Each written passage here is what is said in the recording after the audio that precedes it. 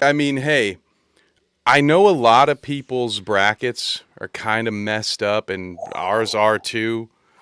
But I Gone. feel like we can hang our hat on something, and I find it hilarious that we both ended up Right with the there. same headline. That was For not all done our on purpose. Yeah, for all our listeners and viewers out there, that was not done. We just noticed it about 2 minutes before we went live.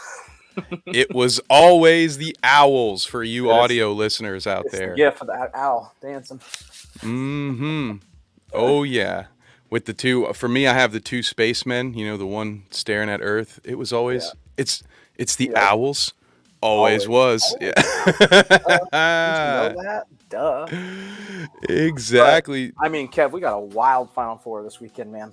Wild. First Yes. time in NCAA history there hasn't been a 1, 2, or a 3 seed in the Final Four. First time ever. Your highest seed, you got a 4, 2 5s, and a 9. Wild. 4, 2 5s, and a 9. That's not. I mean, even in poker, that's a terrible hand. If I you know? told you before in November, okay, if I would have told you that in the national championship, I would guarantee you there'd be a team with the mascot, the Owls, and another team with the Aztecs. Would you have been able to name them? Well, okay, so they'll play in the title game. So the Aztecs. That one, I think, is the that one. That one, yes, just because they have over the years they've kind of asserted themselves. They've had a couple of NFL pro prospects. They've been a pretty solid college basketball program. The COVID year, they would have been a 1 seed. I think they were 31-2 or something like that. Right. Thank you. I was about to say, didn't they have that one powerhouse year? Like, this isn't the year we expected them to be in the Final Four, but there was a year where they were expected. Yeah. Them and Dayton were loaded that year. God, both been 1 seeds that year. And Dayton hasn't been to the tournament since that year.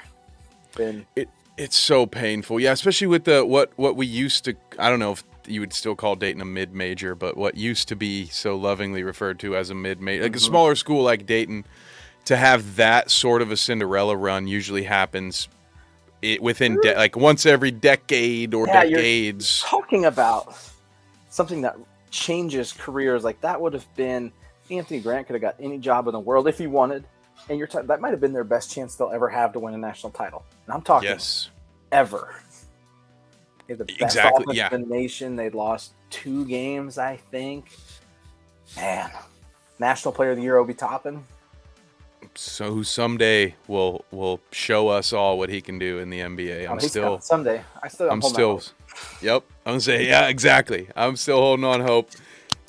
And for those of you at home, if your bracket is still holding on hope, we want to hear about that. If you're still in the running for an office bracket or something like that, more power to you. Good for you. But the question I have for all of you viewers, whether you're on Twitter, Facebook, YouTube, wherever you are, my question for you is this: who's winning it all now? The slate is clean. There are only 3 more games to pick. So who is winning it all? I want to know your answer. We will get to them at the end of the show. I want to give everyone time throughout the show today to give us this answer. You can also tag us in a tweet if you'd like and let us know what you think. We will get your answer at the end of the show. But James, I don't want to wait when it comes to getting our answers out there. So looking at this Final Four that starts on Saturday, how are you feeling? Who do you have? I guess we'll start with the Final Four and we'll see if we agree, and then we can preview the championship.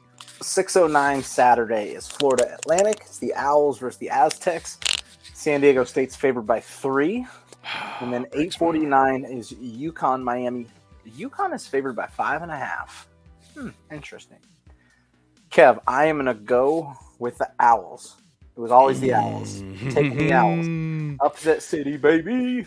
Oh, my God. I'm going to break some hearts here because I have a dear friend, an old friend from school, who I will not name drop because I didn't go over this with him beforehand. So he knows who he is.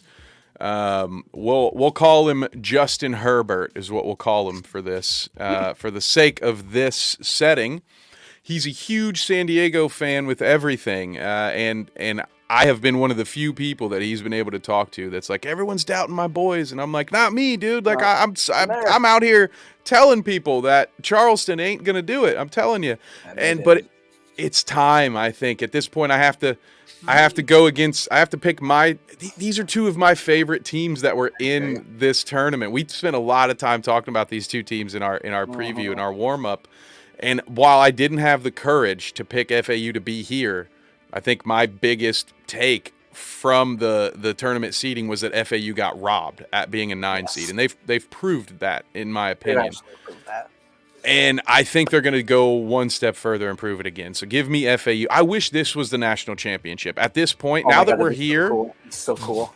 That's what to me, this is the national championship. But that's not fair to UConn and Miami, James. So maybe we'll differ here. I'll lead with you. Who do you have taking it down between the Huskies and Hurricanes? I thought this was going to be UConn, Texas, when Texas was up 13 late. And then they forgot they had to finish the game. Texas was rolling.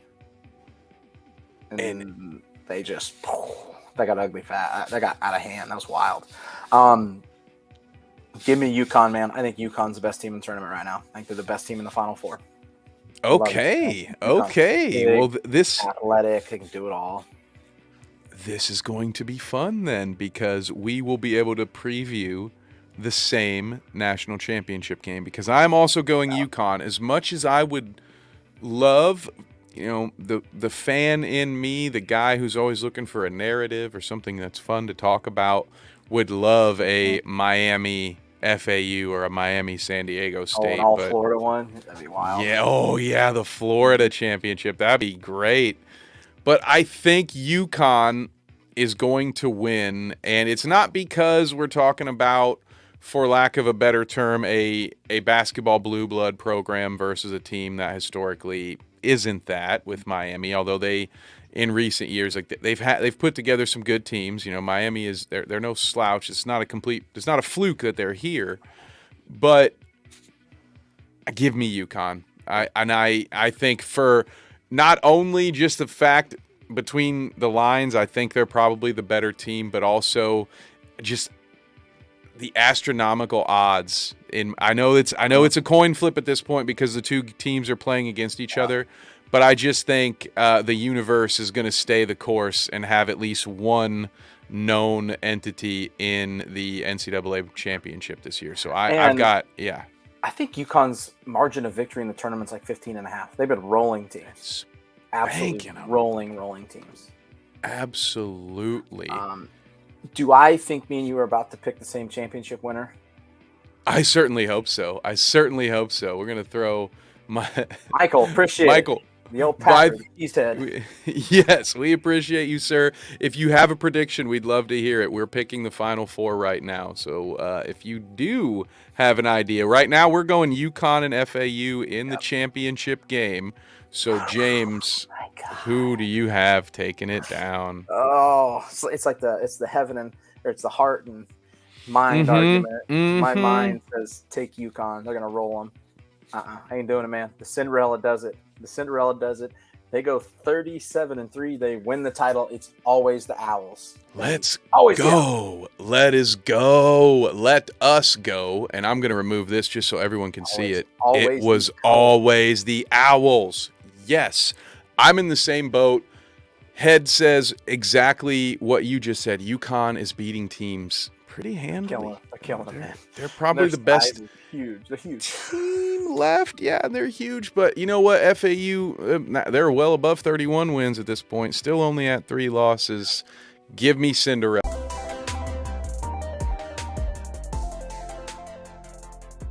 This dude just did this.